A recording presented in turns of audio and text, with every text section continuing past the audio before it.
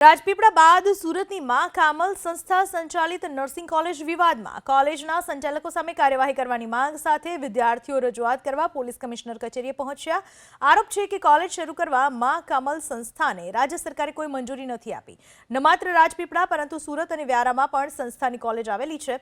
વિદ્યાર્થીનીઓ પાસેથી 3 વર્ષની 2.5 થી 3 લાખ રૂપિયા ફી વસૂલાય છે, પરંતુ પરીક્ષા આપવા માટે વિદ્યાર્થીનીઓને બેંગલુરુ મોકલવામાં આવે છે।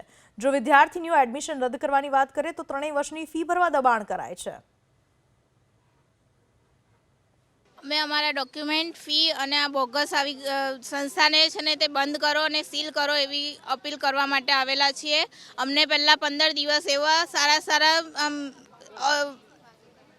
સારી વાતો કરીને અમને એવું કહેવામાં આવેલું હતું કે અહીંયા આગળ બહુ જ સારી રીતે આ ચાલે છે અને આવી રીતે અમને છે ને તે બધી મહિલાઓને અને છોકરીઓને એમના પગ પર ઊભા કરવામાં આવશે ને પોતે કમાવશે ને બહાર જઈ શકે એવી રીતે તમને ડોક્યુમેન્ટ ને એવી રીતે લેવામાં આવ્યા। અને પછી અમને છે ને તે 15 દિવસ પછી અમારી વકીલ સાથે સાઇન ને એવું કરાવ્યું અને છે ને તે પછી એક અમારાથી સિનિયર જે હોય ને એમની પાસે અમને છે ને તે ભણાવવામાં આવ્યા। અમારાથી જે સેકન્ડ યર ને થર્ડ યરવાળા જે સ્ટુડન્ટ હોય એમની સાથે અમને ભણાવવામાં આવ્યા અને કોઈ બી રીતે અમને સારી રીતે કાંઈ એ નથી મળ્યું।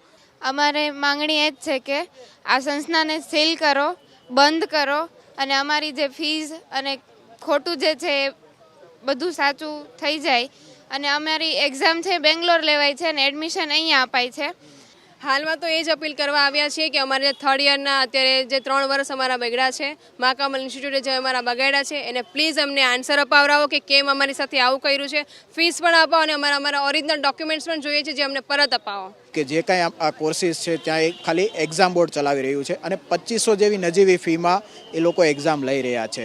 અને જ્યારે વાત મળી કે આ પ્રકારે અહીંયા સંસ્થાઓ ચાલે છે ખરેખર સાચી છે કે બોગસ છે, તો એમણે ચોખ્ખું ત્યાંથી કીધું કે આ પ્રકારે અમે કોઈ પણ માન્યતા આપવામાં આપતા નથી। અને ગુજરાત નર્સિંગ કાઉન્સિલમાં પણ અમે જ્યારે ફરિયાદ કરી અને ત્યાં પણ પૂછવાનું પ્રયાસ કર્યા તો ત્યાં પણ એમ જ જવાબ મળ્યો છે કે આ પ્રકારે અમે કોઈ પણ સંસ્થાને માન્યતા નથી આપી। અને ગઈકાલે પ્રફુલ્લ પાનસેરિયા શિક્ષણ મંત્રીએ જે રીતે જવાબ આપ્યો છે કે ભાઈ આ પ્રકારે અમે કોઈ પણ સંસ્થાને ગુજરાતમાં માન્યતા નથી આપતા અને આવી તમામ સંસ્થાઓને તાત્કાલિકપણે બંધ કરવામાં આવે તો આજે વિદ્યાર્થીઓનો જે કાંઈ 50 જેટલી વિદ્યાર્થીઓ સાથે અમે અહીંયા કમિશનર સાહેબની ઓફિસે લેખિતમાં ફરિયાદ કરવા માટે આવ્યા છીએ।